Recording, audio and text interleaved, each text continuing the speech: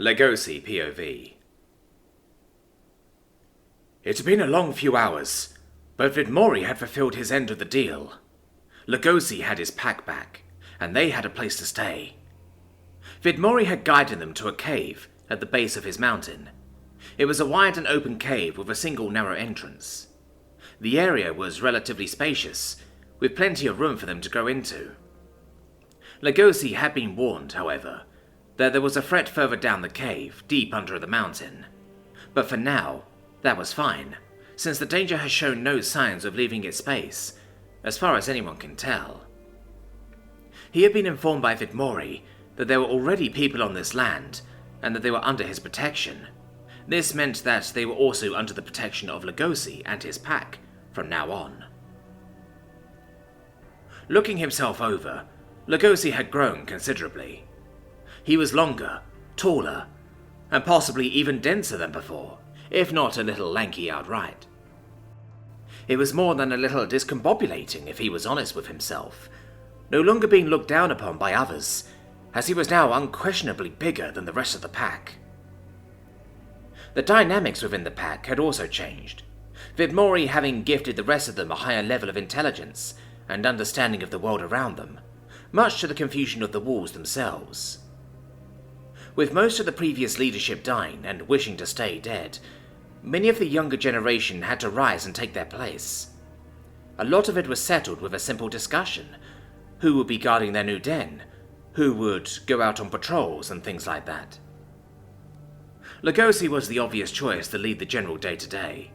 Still, a she-wolf had also stepped up from the rest, deciding to lead the group from the den, while Legosi more directly manages whatever happens beyond the den.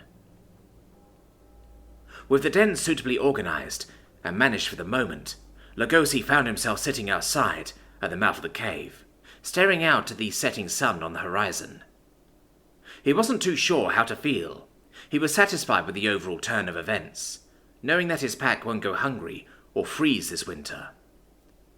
Though he couldn't help but be melancholic over the death of his father and the other elders.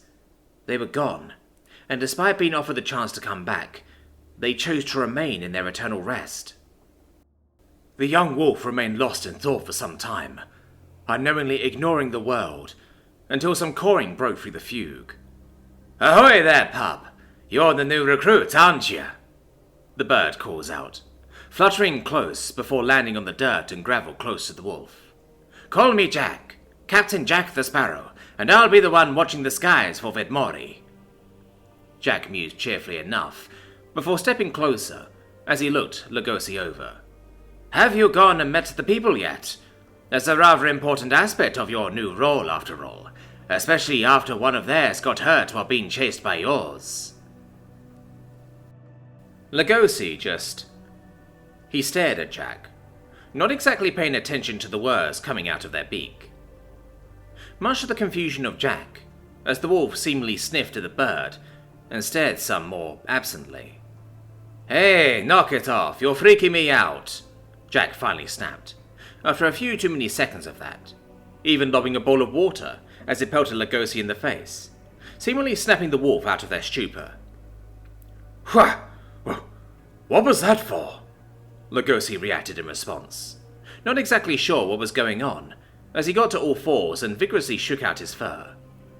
Though, after another moment or two, Legosi finally collected himself, as he looked back over to Jack thoughtfully. "You're like me, right? A leader under Vidmori."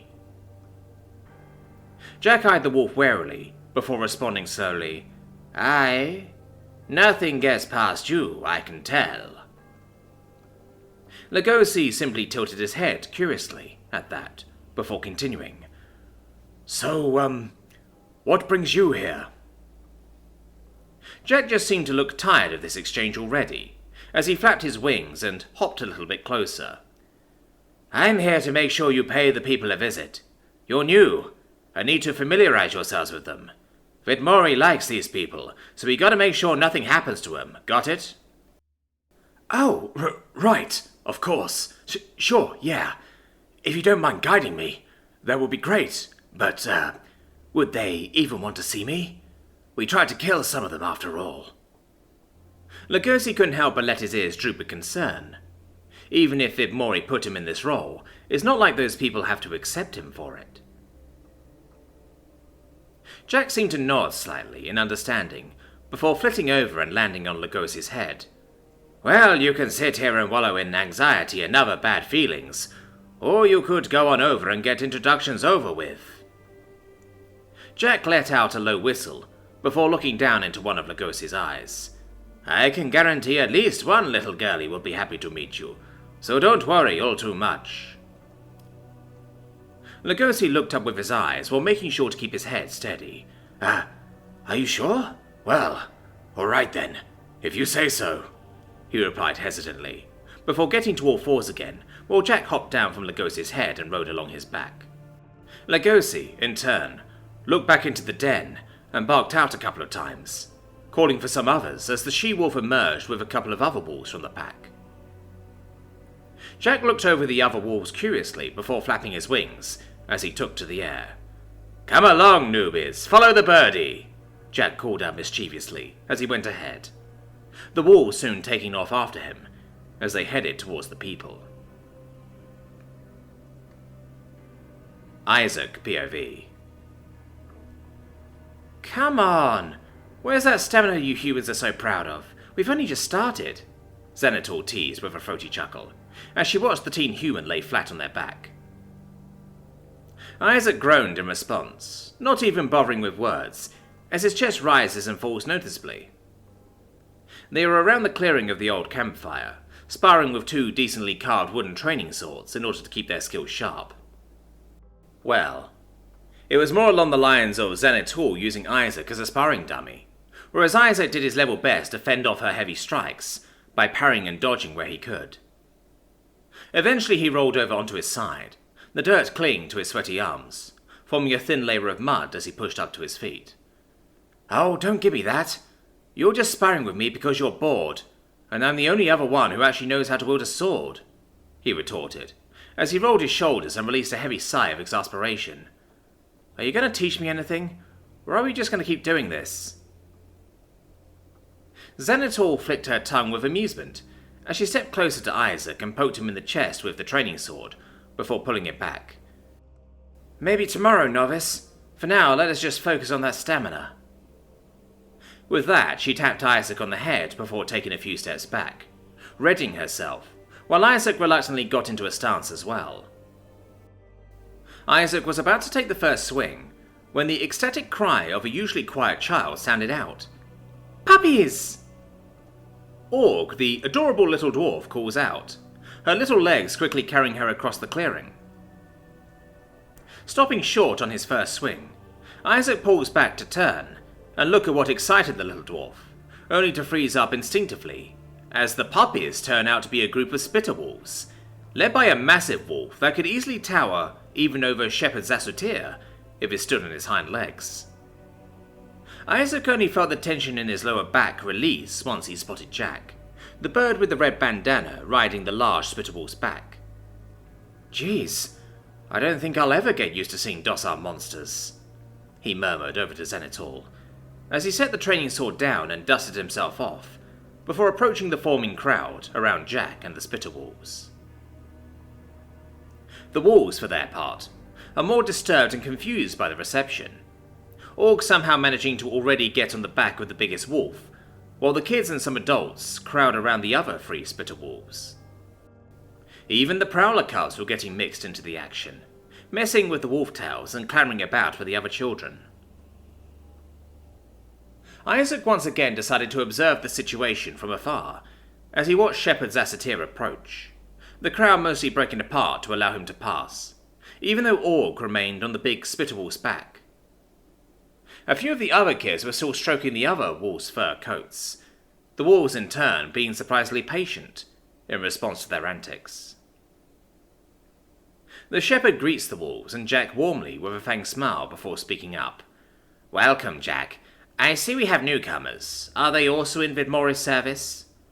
The shepherd asked knowingly. It was apparent even to Isaac, with a casual glance. A ring of green had distinctly formed around the largest wolf's right ear, in stark contrast to the earthy grey, dappled coats that the wolves currently had. Jack was the first to respond as he tweeted out, "That's right, Shepherd. I bring you Legosi, the Defender," he presented dramatically. Though at that, the wolf's large ears seemed to drop back anxiously when it surprisingly clears his throat. "Hello there. Yes, I am Legosi. It is a pleasure to meet you all. I hope there are no hard feelings about earlier. We were just simple beasts before, starving and desperate at that," he explained, as he looked around the crowd of people before clearing his throat again. "Vidmori has given us another chance at life, and we shall take to it proudly. We hope to live alongside you all peacefully, and be there for you if any more danger were to come this way." There are some hesitant murmurs among the adults in the crowd. Still, the children seem to pay that no mind as they go about petting the smaller wolves. The wolves seeming to enjoy their gentle touching, as tails start to hesitantly wag under the attention. The shepherd seemed to smile warmly at that, as he looked among the others. "If Vidmori saw fit to bring you into our community, then I for one wholly agree with his choice. After all, Vidmori is a powerful and experienced warrior. Through his wisdom we were brought into safety despite our circumstances, and through his mercy we have been protected. I personally welcome you, Defender Legosi. May we have a fruitful and prosperous future together," he enthused, holding out his scaled hand for Legosi. The wolf, in turn, took a moment before lifting his paw to Zassatir's hand, meeting it as the shepherd shook them. It was at this moment the children decided to pay attention again, as Org was the first one to cheer. "Yay! Welcome, puppies!" The other children followed suit in their cheering, as the adults dispersed, and the shepherd walked off, murmuring with Atisa as she seemed to grab his attention again. Xanator piped up from beside Isaac as she flashed a toothy smirk. "Well, that was something. Anywho, you've rested long enough. Back to it," she mused, as she draped an arm around the teen and began dragging him off towards their training area again, while Isaac responded with an exhausted sigh.